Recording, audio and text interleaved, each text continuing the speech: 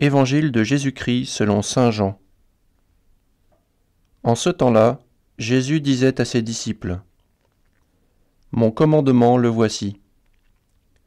Aimez-vous les uns les autres, comme je vous ai aimés.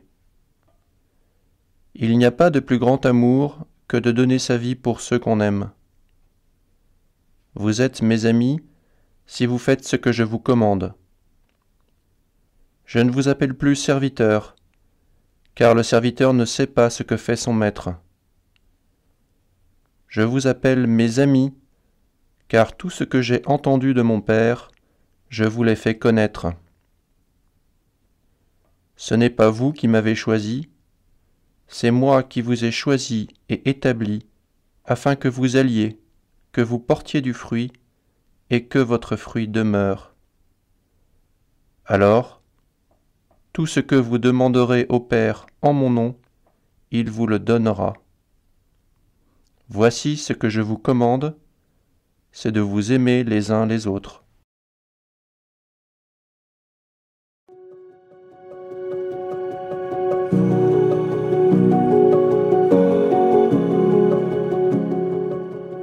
Dans les discours d'adieu, les derniers jours nous ont permis d'entendre plusieurs invitations de Jésus. L'accueil de la paix et de la joie, le commandement de l'amour ou l'invitation à l'unité avec Jésus et entre nous. Aujourd'hui, Jésus reprend plusieurs de ces thèmes, mais en allant plus loin.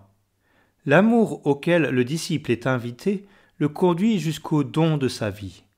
Il n'y a pas de plus grand amour que de donner sa vie pour ceux qu'on aime. Cette remarque de Jésus s'appuie sans difficulté sur notre expérience.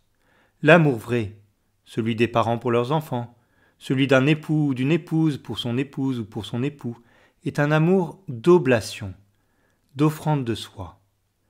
Jésus n'a pas fait qu'affirmer la qualité de cet amour, il l'a vécu lui-même quelques instants après l'avoir rappelé à ses disciples.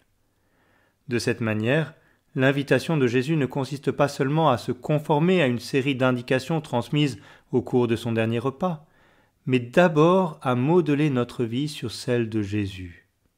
Dans la mesure où Jésus a donné sa vie pour nous, ses amis, il convient que nous donnions nous aussi notre vie les uns pour les autres.